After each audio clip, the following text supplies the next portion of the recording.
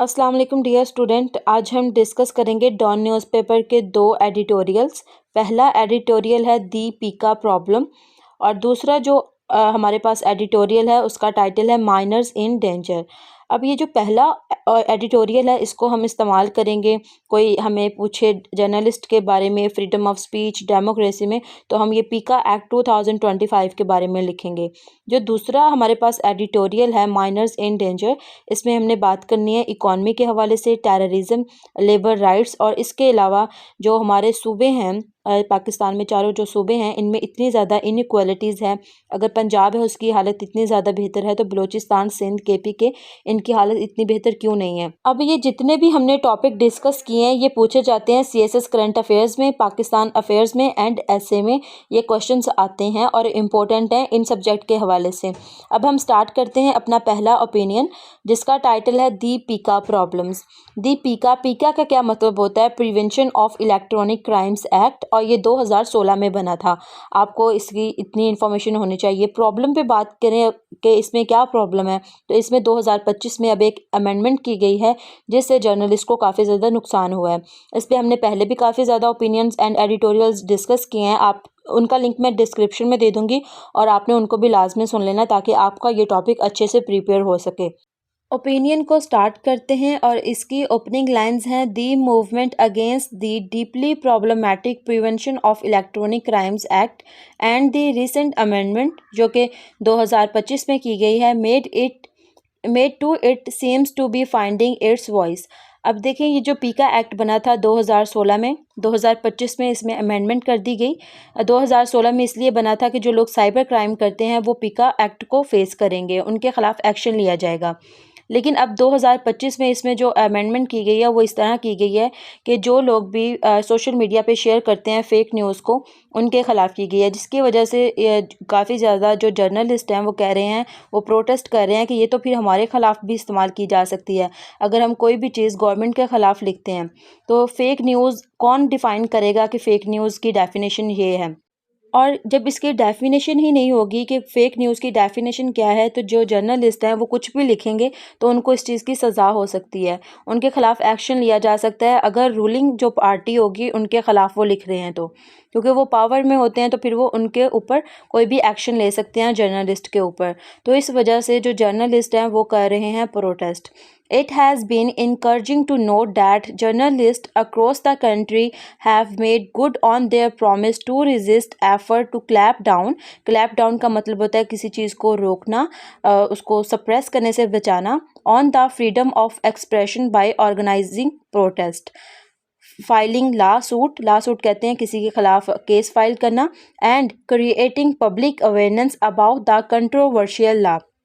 अब यही सारी बातें मैंने आपके साथ ऊपर डिस्कस की कि जर्नलिस्ट क्यों प्रोटेस्ट कर रहे हैं, क्योंकि इस तरह फ्रीडम ऑफ एक्सप्रेशन, जब कोई भी पाकिस्तान में कोई चीज़ होती है तो वो लिखना शुरू कर देते हैं अपनी, जैसे हम अभी ये जो ओपिनियन पढ़ रहे हैं, एडिटोरियल पढ़ रहे होते हैं, तो इसमें वो अपनी सजेशंस दे रहे होते हैं, अपना एक्सप्रेशन शेयर कर रहे होते हैं हमारे साथ कि ये प्रॉब्लम है, ऐसा प्रॉब्लम क्यों हुआ है, इस हिस्ट्री में भी ऐसा ही हो चुका है, तो अब हिस्ट्री रिपीट क्यों हो रही है, ऐसे क्या जो रूलिंग पार्टी है वो ऐसा क्या कर रही है। तो वो भी हमें रिकमेंडेशंस भी देते हैं, कॉजेज़, इफ़ेक्ट सारा कुछ बताते हैं।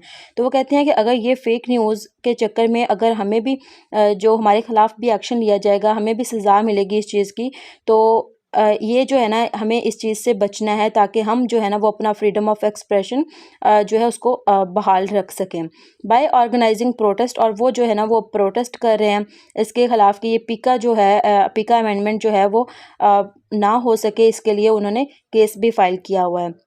लोगों को अवेयर कर रहे हैं कि वो भी उनके साथ शामिल हों ताकि ये अमेंडमेंट ना हो पाए। It has been doubly heartening that various rights activists and different civil society groups have started joining their voices in the hope that together they may force the government to rethink। अब जितनी भी organisation NGOs बनी होती हैं, कुछ women rights पे, human rights पे, labour rights पे, इस तरह की जो ऑर्गेनाइजेशंस होती हैं, सिविल सोसाइटी ग्रुप्स होते हैं, उन सब ने मिलके जर्नलिस्ट के साथ कि हम जब इतने ज़्यादा लोग देखेंगे कि प्रोटेस्ट हो रही है, गवर्नमेंट जब देखेगी कि सारे लोग यूनिटी के साथ काम कर रहे हैं और इतने सारे लोग ये डिमांड कर रहे हैं कि पीका अमेंडमेंट नहीं होनी चाहिए, तो गवर्नमेंट शायद मजबूर हो जाए रीथिंक करने पे, दोबारा सोचने पे कि अमेंडमेंट करनी चाहिए या ना नहीं करनी चाहिए। On Thursday, A statement was issued from the Karachi Press Club after a joint consultation. Consultation कहते हैं डायलॉग करने को, बातचीत करने को, कंसल्ट करने को. Organised by the human rights commission of Pakistan in collaboration with the Karachi union of journalist and Pakistan federal union of journalist. ये सारे आपको याद रखने की ज़रूरत नहीं है. Through which the participants unanimously कहते हैं यूनाइटेड तरीके के साथ. ये नहीं कि एक इंसान कोई और बात कर रहा है और दूसरा कोई और बात कर रहा है, बल्कि एक माइंड के साथ सब ने रिजेक्टेड द पीका अमेंडमेंट एक्ट 2025 और इसको रिजेक्ट कर दिया पीका अमेंडमेंट एक्ट को 2025 के को, जो अभी की जा रही है. एज बीइंग, अब क्योंकि वो समझते हैं as being violative of fundamental freedom. जैसे मैंने आपके साथ ऊपर बात की. अब देखिए ये वाला जो पॉइंट है ना, ये आप डेमोक्रेसी के साथ लिंक करोगे कि जो डेमोक्रेसी होती है ना, इसमें पब्लिक का ओपिनियन कंसीडर किया जाता है. ऐसा नहीं होता कि जो रूलिंग पार्टी है वो खुद से ही फैसले करे और खुद से ही उसको इम्प्लीमेंट कर दे, बल्कि पब्लिक का ओपिनियन होता है. पब्लिक जो है वो अपने जो उनके हुक्मरान होते हैं उनको सिलेक्ट करती है. तो आप यहाँ पे ये चीज़ें इनके साथ लिंक करोगे कि इस तरह जो ख़ास तौर पे जो जर्नलिस्ट हैं वो सड़कों पे इसलिए निकले हैं क्योंकि इससे ख़तरा है फंडामेंटल फ्रीडम का, फ्रीडम ऑफ एक्सप्रेशन का, जो कि डेमोक्रेटिक कंट्रीज़ में होता है. अब देखिए यहाँ पे एक और पॉइंट आता है हमारे पास डिजिटल राइट्स का. हर इंसान का डिजिटल राइट है क्योंकि आजकल मॉडर्न दौर है, हर किसी के पास मोबाइल है, वो कोई भी पोस्ट कर सकता है, वहाँ से शेयर कर सकता है किसी की पोस्ट उसको अच्छी लगती है तो. लेकिन जब ये अमेंडमेंट पास हो जाएगी तो साइबर क्राइम के चक्कर में आप लोग पकड़े जा सकते हो अगर आप कोई भी इस तरह की न्यूज़ को शेयर करते हो जो कि रूलिंग पार्टी के अगेंस्ट होगी. तो इस वजह से राइटर जो जर्नलिस्ट है ना वो इसके काफ़ी ख़िलाफ़ हैं, प्रोटेस्ट कर रहे हैं. Those who share their views on the occasion कहते हैं किसी मोमेंट को, टाइम को, उस टाइम पे एडिड इनलाइटनिंग पर्सपेक्टिव्स. इनलाइटनिंग कहते हैं कोई चीज़ जो बड़ी नॉलेजेबल हो, लोगों को अवेयर करे. पर्सपेक्टिव कहते हैं आइडिया को, आइडियोलॉजी को, नज़रिए को, व्यू को. टू दी डिबेट के जिन्होंने भी इस कॉन्फ्रेंस में, प्रेस में हिस्सा लिया, प्रोटेस्ट में हिस्सा लिया, उन्होंने बहुत अच्छे नॉलेजेबल पर्सपेक्टिव अपने शेयर किए डिबेट में. One speaker pointed out that it is not just social media that is affected, but any media platform that publish its content on digital platform. अब ये वही वाली बात कि ये नहीं कि इससे आपकी यूट्यूब अफेक्ट होगी, फेसबुक होगी, इस ये नहीं, बल्कि हर डिजिटल प्लेटफॉर्म जो है उसका कंटेंट जहाँ पे पब्लिश किया जा रहा है वो इससे अफेक्ट होगा. And other journalist reflecting on widely held concerns regarding PICA shared example of how various other laws and regulatory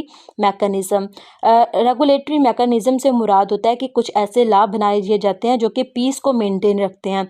तो ये जो है ना, जैसे दूसरे जैसे फॉर एग्जांपल जो पीका 2016 में बना था, तो इसका मकसद ये था कि ये लोगों को उन लोगों को टारगेट करे जो कि साइबर क्राइम एक्चुअली में कर रहे होते हैं. किसी के साथ पैसों का क्राइम हो जाता है, किसी की पिक्चर्स जो हैं वो डिफेम करने के लिए उनको ख़राब कर दिया जाता है. तो इस सिलसिले में ये बनाया गया था. लेकिन जो है ना, इससे बहुत सारी और भी चीज़ें इफ़ेक्ट होंगी.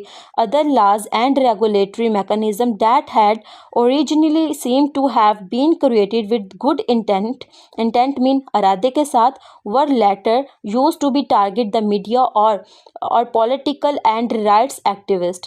ये वही वाली बात कि पीका को बनाया किसी और मकसद के लिए गया था, लेकिन इस्तेमाल किसी और मकसद के लिए किया जा रहा है. आ फॉर्मर केपीसी से मुराद है Karachi press club president also highlighted that press workers or even ordinary citizens could no longer expect any protection from state excesses कहते हैं ज़्यादती को, कोई भी ऐसी चीज़ जो कि अपनी लिमिट क्रॉस कर जाए. not even from the judiciary especially after the 26th amendment. कि ये जो कराची प्रेस कॉन्फ्रेंस है, क्लब है, इनके जो फॉर्मर प्रेसिडेंट है उन्होंने ये चीज़ हाईलाइट की कि जो प्रेस वर्कर्स हैं, जो कि जर्नलिस्ट हैं, इसके अलावा आम आवाम जो है ना वो कोई भी तवक्का नहीं रख सकती स्टेट से कि वो इनको प्रोटेक्ट करेंगे, उनके फ्रीडम ऑफ स्पीच को, फ्रीडम ऑफ एक्सप्रेशन को, और ना ही वो तवक्का रख सकती है जुडिशरी से, specially after 26 amendment. The HRCP से मुराद है human rights commission of Pakistan. Chairperson said it best, it is not just a journalist issue, it is a political issue and also a labor issue. Actually it is the issue of all those who stand up for the truth. ये आपने quotation भी याद रख लेनी है, आप इसको अपने पेपर में कोट कर सकते हो कि human rights commission of Pakistan chairperson ने ये चीज़ बयान की है कि ये जो अमेंडमेंट हो रही है पीका अमेंडमेंट, ये जो है ये जर्नलिस्ट की ही नहीं है और ये एक जर्नलिस्ट का इशू नहीं है बल्कि ये पॉलिटिकल का भी इशू है। क्यों? क्योंकि जब अपोजिट पार्टी रूलिंग पार्टी के अगेंस्ट लिखेगी तो वो उनको भी गलत न्यूज़ के कि इन्होंने इंफॉर्मेशन जो है गलत इंफॉर्मेशन पैदा की है, शेयर की है सोशल मीडिया पे, तो इस चक्कर में उनको भी पकड़ा जा सकता है। तो उसने कहा कि हर उस इंसान का ये इशू है जो कि ट्रुथ के साथ खड़ा है। Meanwhile in Islamabad, the PFUJ का मतलब होता है Federal Union of Journalists president made it clear that the movement would not back down. Back down mean कि सरेंडर नहीं किया जाएगा, इसको ख़त्म नहीं किया जाएगा इस प्रोटेस्ट को। If the court also stamps this law like a parliament has done then we will remain on the street. कि इवन कि अगर ये अमेंडमेंट पास भी कर दी जाती है फिर भी हम सड़कों पर ही रहेंगे और इसके अगेंस्ट प्रोटेस्ट करेंगे।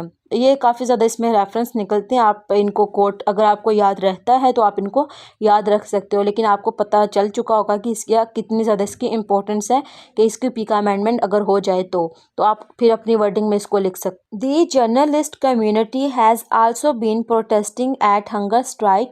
और इसके अलावा काफ़ी ज़्यादा शहरों में ये जो मेंशन किए गए हैं, क्योंकि जब तक हमारे पेपर होने हैं तो ये इतनी ज़्यादा इंपॉर्टेंस नहीं रखेंगे ये शहर के कहाँ कहाँ पे स्ट्राइक की गई, तो इसको आप स्किप कर सकते हो यहाँ से।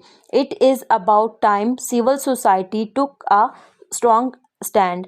अब जिस तरह ऊपर इंपॉर्टेंस बताई गई ना कि ये सिर्फ जर्नलिस्ट का इशू नहीं है, ये पॉलिटिकल इशू भी है, ये लोगों का हर उस इंसान का इशू है जो कि अक्ल रखता है। तो इस वजह से हम ये अपनी एक लाइन ऐड कर सकते हैं कि it is about time civil society took a strong stand. The fight for fundamental freedom is not the media alone. कि ये सिर्फ जो ताल्लुक़ मीडिया से रखते हैं ना, ये सिर्फ उनकी फ़ाइट नहीं है बल्कि ये हर एक सिटीज़न का फंडामेंटल राइट है।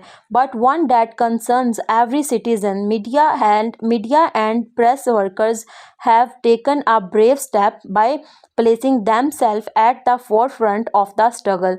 कि इसके बावजूद क्योंकि ये सबका हर सिटीज़न का राइट है फ्रीडम ऑफ स्पीच, इसके बावजूद जो मीडिया है एंड प्रेस वर्कर्स हैं वो बड़ी बहादुरी के साथ उन्होंने ये स्टेप लिया है प्रोटेस्ट का और गवर्नमेंट के ख़िलाफ़ खड़ी हुई है।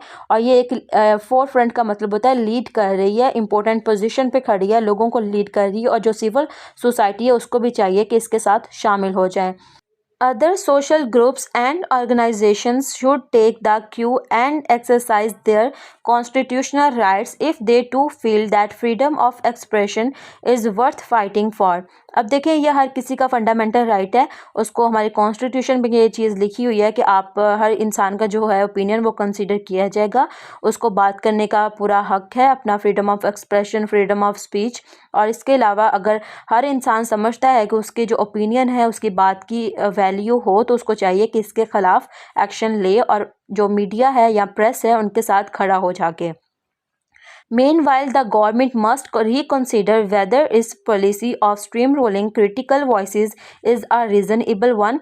It must pay heed. Heed का मतलब होता है attention pay करना, किसी चीज़ की तरफ तवज्जो देना, to valid criticism and address people's concern। कि अगर उनको लगता है, जैसे मैंने आपसे बात की कि कौन डिफ़ाइन करेगा कि ये जो है ये इन्फॉर्मेशन सही नहीं है, डिस इन्फॉर्मेशन है, तो कौन इस चीज़ को डिफ़ाइन करेगा। तो ये जो कंसर्न्स हैं ये गवर्नमेंट को चाहिए कि इस क्रिटिसिज्म को कोई एक सॉलिड आर्ग्यूमेंट लेके आएँ, अपने जो लोगों के कंसर्न्स हैं उनको एड्रेस करे। तो जैसे मैंने आपको बताया कि ये डाटा हम इस्तेमाल कर सकते हैं फ्रीडम ऑफ स्पीच में, डेमोक्रेसी में, और इसके अलावा ह्यूमन राइट्स में कि हमारा जो फ्रीडम स्पीच है यह हर किसी का राइट है, तो इसको किस तरह किया जा सकता है। इसके अलावा मेरे ख्याल में ये टॉपिक क्रिमिनोलॉजी में भी है, जिन्होंने ऑप्शनल में क्रिमिनोलॉजी रखी होगी उसमें भी ये चीज़ ऐड कर सकते हैं कि जो पीका अमेंडमेंट है एक्चुअली में ये साइबर क्राइम्स के लिए है, लेकिन अब जो है ना इसका गलत इस्तेमाल किया जा सकता है जर्नलिस्ट के ख़िलाफ़, और इसके अलावा जो लोग हुकूमत के ख़िलाफ़ कोई चीज़ लिखेंगे तो ये चीज़ आप इस तरह इसके साथ लिंक करेंगे। हमारा दूसरा एडिटोरियल है माइनर्स इन डेंजर। माइनर्स से मुराद है ऐसे लोग जो कि कानों में काम कर रहे होते हैं, जैसे कोयले की कान है, वहाँ पे जो लोग काम कर रहे होंगे उसको हम माइनर्स कहते हैं। इन डेंजर से मुराद है कि जब वो वहाँ पे कोयला निकाल रहे होते हैं या फिर कोई भी ऐसी मिनरल्स जो होते हैं वो निकाल रहे होते हैं, तो उनकी बाज़-औक़ात उस दौरान डेथ हो जाती है। तो इस वजह से राइटर ने अपना टाइटल रखा है miners in danger.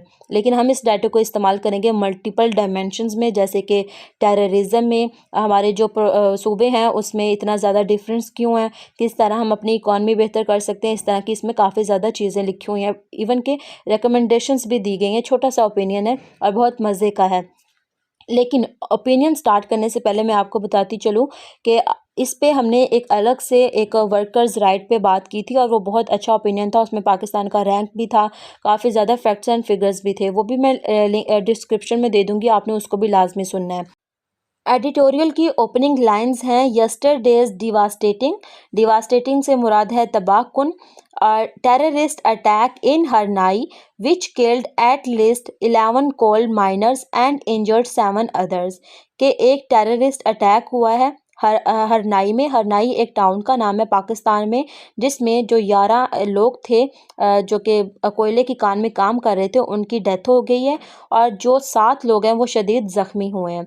Is a reminder of the multiple hazards these workers confront. Confront mean उसको फेस करते हैं और फिर उनको डील कर रहे होते हैं। अब देखें ये जो लोग 11 लोग जिनकी डेथ हो गई है, अब ये इनकी जो फैमिलीज़ है ना वो सफ़र करेंगी। किस तरह करेंगी, क्योंकि एक तो जो इनको अपने राइट्स का पता नहीं होता, इनको इतनी ज़्यादा अवेयरनेस नहीं होती कि इनके बहुत सारे राइट्स होते हैं। अब जब इनकी डेथ हो गई है तो जहाँ पे ये काम कर रहे होंगे वहाँ पे उनकी फैमिलीज़ को कुछ भी नहीं दिया जाएगा। अगर दिया भी जाएगा ना तो उनका एक दिन का खाना भी नहीं उससे बनेगा। तो बाद में उनकी फैमिलीज़ बहुत ज़्यादा सफ़र करती हैं। अगर उनके बच्चे हैं तो बच्चों को फिर जो है ना वो एक्सप्लॉइट करते हैं और कहते हैं कि आप अपने बच्चों को हमारी तरफ भेज दें, ये हमारी अपने फादर की जगह पे काम करेगा या अब अपने भाई की जगह पे काम करेगा, और फिर वो लेबर्स को एक्सप्लॉइट करते हैं इस तरह। तो आप ये वाला रेफरेंस जो है वो आप टेररिज्म में भी ऐड कर सकते हो, लेबर्स राइट में भी ऐड कर सकते हो, जिस तरह मैंने आपको बताया। Coal miners in the region already content with. Content का मतलब होता है किसी मसले को फेस करना, क्योंकि उनको वहाँ पे बहुत सारे पहले से ही मसाइल हैं और ऊपर से जब इनके फैमिलीज़ में जो एक बंदा कमा रहा होता है उसकी डेथ हो जाती है तो फिर इनको और भी ज़्यादा मसाइल हो जाते हैं जिनको ये फेस करते हैं। With treacherous. ट्रेचरस कहते हैं ख़तरनाक होने को। वर्किंग कंडीशन के वहाँ पे जो वर्किंग कंडीशन है वो भी बहुत ख़तरनाक होती है। जैसे कि वहाँ पे जब आपके पास अगर इतना टाइम हो तो आप यूट्यूब पे या गूगल पे कोई आर्टिकल पढ़ सकते हो कि किस तरह जो है ना वो कानों में से जो है वो कोयला निकाल रहे होते हैं या कोई भी इस तरह का मिनरल्स निकाल रहे होते हैं, तो वो बहुत ख़तरनाक कंडीशन होती है। उनकी कोई सेफ्टी मेजर्स उनको प्रोवाइड नहीं की जाती इन शॉर्ट। तो वो जो है ना वो फिर उनकी सेहत का ख्याल नहीं रखा जाता कि आपको कोई चोट वगैरह ना आ जाए, बाकायदा उनको ऑक्सीजन नहीं प्रोवाइड की जाती। तो ये सारे उनके मसाइल हैं। लेबरिंग इन पुअरली वेंटिलेटेड शेफ्ट्स ये जो होते हैं बहुत तंग जगह को कहा जाता है। रिक्सिंग केव इंस के जैसे वो गार वगैरह होते हैं काफ़ी ज़्यादा रिस्क वाले होते हैं कि पता नहीं क्या छत ही सारी जो है वो आपके ऊपर आके गिर जाए। And facing chronic health issues. Chronic health issues से मुराद है कि जो लॉन्ग लास्टिंग चलें। कुछ ऐसी बीमारियां होती हैं जैसे कि उनको निमोनिया हो सकता है, शुगर हो सकती है। इस तरह की जो बीमारियां होती हैं ना ये लॉन्ग लास्टिंग होती हैं, जो इंसान की सारी ज़िंदगी उनके साथ चलती हैं। तो इस तरह की काफ़ी ज़्यादा मेरे माइंड में आ नहीं रही कि कौन सी क्रोनिक हेल्थ इश्यूज़ हो सकते हैं उनको। Clearly they must also fear for their lives on their ways to work. कि जब भी ये लोग घर से बाहर निकलते होंगे ना तो इनको ऐसा फ़ील होता होगा कि हम कोई मिशन पे जा रहे हैं और हम अपनी ज़िंदगियां जो है ना वो पता नहीं अब हमने घर वापस आना है या नहीं आना।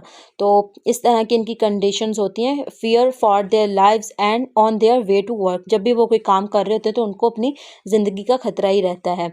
दी attack targeting labours from KPK is not now an isolated incident. Her nine coal mining community also fallen victim to both industrial accidents and terrorist violence. These miners who leave their families behind to work in appalling condition means shocking condition, terrible condition, for minimal wages, कि उनको इनके पैसे बहुत थोड़े मिलते हैं लेकिन इसके बावजूद वो इतनी एक खौफनाक कंडीशन में वहाँ पे काम कर रहे होते हैं।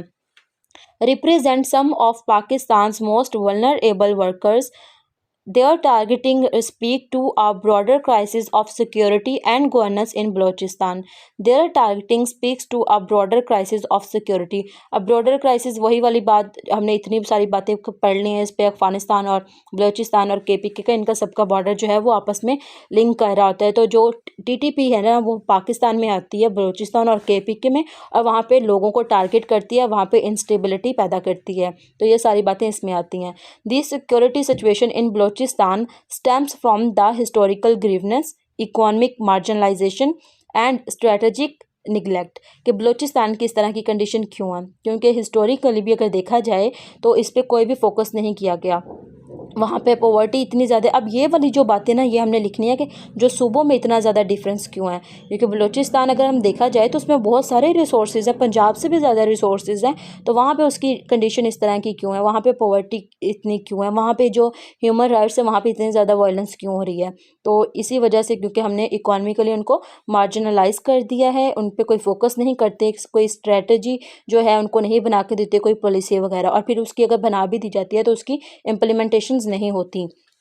Despite being Pakistan's richest province in terms of natural resources, Balochistan has always lagged in development indicators. कि बलोचिस्तान इसके बावजूद जो है ना सबसे ज़्यादा अमीर मुल्क जो है वो सूबा है पाकिस्तान का, Balochistan, in term of natural resources, कि वहाँ पे इतने ज़्यादा नेचुरल रिसोर्सेज हैं, लेकिन इसके बावजूद अगर हम डेवलपमेंट की बात करें तो वो इन सबसे पीछे है। Successive governments have approached the province through a security-centric lens, failing to address issues of economic disparity, political representation and social development. कि जितनी भी गवर्नमेंट्स आ चुकी हैं या अब हैं वो सारी जो है ना वो फेल हो चुकी हैं। उनके जो इकोनॉमिक इश्यूज़ हैं, कंसर्न्स हैं, जैसे वहाँ पे पॉवर्टी ख़त्म कर दी जाए, बच्चों को तालीम दी जाए, इनको एड्रेस करने में वो फेल हो चुकी है। पॉलिटिकल रिप्रेजेंटेशंस उनकी नहीं है, सोशल डेवलपमेंट नहीं है, जबकि वो सबसे अमीर सूबा कंसिडर किया जाता है। The province's porous borders mean open borders with Afghanistan and Iran, have made it vulnerable to cross-border terrorism. वही वाली बात के जैसे हमें पता है कि जो केपीके है और अफगानिस्तान, बलोचिस्तान है ना, बलोचिस्तान के साथ तो बॉर्डर शेयर होता है अफगानिस्तान का भी और ईरान का भी, लेकिन जो केपीके है ना इसका सिर्फ बॉर्डर शेयर होता है अफगानिस्तान के साथ। तो ये इसी की वजह से अगर बॉर्डर्स जो है ना वो ओपन बॉर्डर्स होते हैं, ओपन ट्रेड हो रही होती है, तो इसकी वजह से टेररिज्म जो है ना वो वहाँ पे ज़्यादा होता है। जैसे मैंने आपको बताया कि जो केपीके है ना वहाँ पे सेंचुरीज़ बिल्कुल साथ हैं। मैंने बहुत सारे ओपिनियंस में मैप के थ्रू भी डिस्कस किया था, तो वो बहुत ज़्यादा करीब होता है, तो वो सेंचुरीज़ जो टीटीपी की हैं तो वो वहाँ से आते हैं, पाकिस्तान में अटैक करते हैं और चले जाते हैं। वहाँ ये इन्हीं इलाकों में जो है वो सीपैक प्रोजेक्ट है। तो फिर हमने लंबी तफसील से बात की थी कि किस तरह जो टेररिज्म है वो इकॉनमी को जो है वो डिक्रीज़ कर देगा, कम कर देगा, हमारी को ग्रो नहीं होने देगा। However the root cause run deeper, कि अब इसकी बहुत सारी रूट काजेज़ हैं, जैसे पॉवर्टी की भी हमने बात की, इंफ्रास्ट्रक्चर की बात की, रोड्स नहीं है, बच्चों को तालीम नहीं दी जाती। अभी ये जो मैंने आपके साथ कल ओपिनियन डिस्कस किया था गर्ल्स एजुकेशन के हवाले से, तो केपीके का और बलूचिस्तान का भी इन मामलात में सबसे ज़्यादा बुरा हाल है।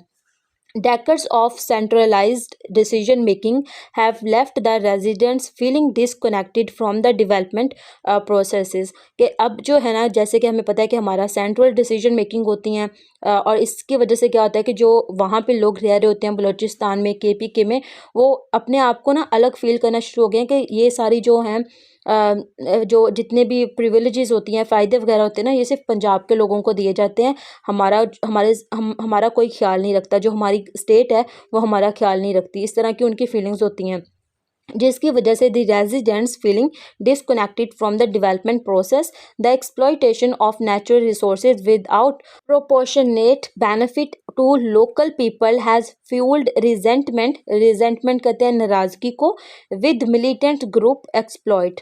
कि एक तो वहाँ पे इतना ज़्यादा टेररिज्म है, ऊपर से जो नेचुरल रिसोर्सेज वहाँ से निकलते हैं उसका फ़ायदा ज़्यादा पंजाब को दिया जाता है।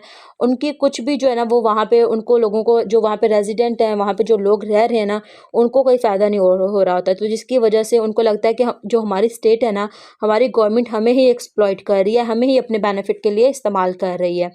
दी state must move beyond purely military solution and implement an agenda जैसे अक्सर हमने सुना होगा न्यूज़ में कि हमेशा जो है ना यही कहा जाता है कि एक ऑपरेशन किया जा रहा है, मिलिट्री जो है ना वो ऑपरेशन लॉन्च कर रहे हैं हम, कि वो बलूचिस्तान में और केपीके में करेगी और लोगों को जो जितना भी टेररिज्म है ना वो ख़त्म कर देगी। तो पाकिस्तान की जो गवर्नमेंट है उसको इससे थोड़ा सा अलग करके सोचना चाहिए, आउट ऑफ द बॉक्स सोचना चाहिए, which include meaningful local participation in resources management, investment in education and health care and creation of economic opportunities beyond extra active industries.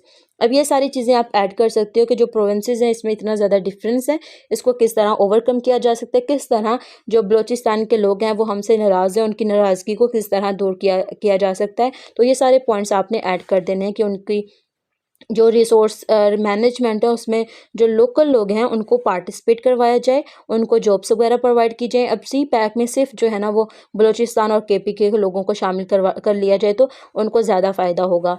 Investment की जाए एजुकेशन पे, हेल्थ केयर पे, ताकि उनको लगे कि स्टेट हमारी हमारी भी स्टेट है, ये गवर्नमेंट सिर्फ पंजाब की नहीं है। The federal government must ensure fair resources distribution and give Balochistan elected representative genuine authority in decision making, और उनको उनके फैसले खुद करने दिए जाएं। Further more specific attention must be paid to protecting vulnerable workers. यहाँ पे हम ये भी बात कर सकते हैं कि जैसे जो फॉरेन लोग होते हैं, वर्कर्स होते हैं, वहाँ पे काम कर रहे होते हैं, जैसे मैंने एक ओपिनियन में आपके साथ बड़ी तफसील से डिस्कस किया था चाइनीज़, जापान के लोगों के बारे में, कि वो ख़ास तौर पे उनको टारगेट किया जा रहा है ताकि ये प्रोजेक्ट कामयाब ना हो पाए। Mining operation need enhance security protocols, और अगर ये जो है वो माइनिंग ऑपरेशंस किए जाते हैं तो जो वहाँ के वर्कर्स हैं उनको सिक्योरिटी भी प्रोवाइड की जाए। And intelligence gathering must be strengthen to prevent attacks, और वहाँ पे सिक्योरिटी जो है ना वो अलर्ट कर दी जाए ताकि वहाँ पे कोई भी टेररिस्ट अटैक ना हो पाए। जैसे हमने स्टार्टिंग में ही बात की कि 11 लोग जो थे वो इस अटैक का शिकार हो गए। And intelligence gathering must be strengthened to prevent attacks. Sustainable peace will only come through addressing the underlying socio-economic grievance, मतलब कि जो बेसिक हैं इश्यूज हैं, जैसे पॉवर्टी है, पॉवर्टी की वजह से लोग जो हैं वो इन चीज़ों का शिकार हो जाते हैं, टेररिज्म की तरफ आ जाते हैं। More than mere condemnation, the blood of these miners demand a fundamental shift in how the state approaches Balochistan challenges। कि अब ये जो इंसिडेंट हुआ है ना, तो अब जो गवर्नमेंट है ना इसको एक एक्शन लेना चाहिए, और जो लोगों हैं ना उनको उनके जो फंडामेंटल राइट्स हैं वो प्रोवाइड करने चाहिए। बलूचिस्तान के जितने भी अभी हमने चैलेंजेस डिस्कस किए ना, इनको सलूशन देना चाहिए, इनको एड्रेस करना चाहिए, वहाँ पे जो बच्चों की तालीम पे काम करना चाहिए। तो ये सारे जो मसले मसाइल हैं ये आपने ऐड कर देना है कि प्रोविंसेस में इतना डिफरेंस क्यों है, इसको किस तरह ओवरकम किया जा सकता है। इसके अलावा हमने इस पॉइंट को ऐड करना है कि जो रिसोर्सेज मैनेजमेंट है उसमें इतनी ज़्यादा गड़बड़ है, मिसमैनेजमेंट है, कि जो बलूचिस्तान की लोकल कम्युनिटी है ना वो स्टेट के ख़िलाफ़ होती जा रही है। तो डेमोक्रेसी में इस तरह नहीं होता, आप इसको डेमोक्रेसी में भी ऐड कर सकते हो। तो ये सारी चीज़ें आपने ओपिनियन में डिस्कस करनी है। तो आज मैं क्वेश्चंस नहीं बना पाई क्योंकि आज मेरी बहुत बिजी रूटीन थी, और अभी भी 5 बज रहे हैं और मैं इसकी रिकॉर्डिंग कर रही हूँ तो शाम के, तो पता नहीं कब अपलोड होगी। तो इस वजह से बहुत बिजी रूटीन थी, तो इस वजह से मैंने कोशिश भी नहीं की कि मैं थोड़ा सा टाइम निकाल के इस पे क्वेश्चंस बना सकूँ। लेकिन मैंने आपके साथ डिस्कस कर दिया साथ साथ कि आपने इस डाटा को किस तरह इस्तेमाल करना है। तो आपने जिस तरह मैंने बताया, जो जो टॉपिक मैंने बताए हैं, आपने जब भी उस टॉपिक्स को पढ़ना है तो आपने अपने माइंड में ये लेक्चर रख लेना है कि हमने आज इस डायमेंशंस में बात करनी है। अब यहाँ पे हम अपने ओपिनियन को एंड करते हैं और मिलते हैं कल एक नए ओपिनियन के साथ। अल्लाह हाफिज़।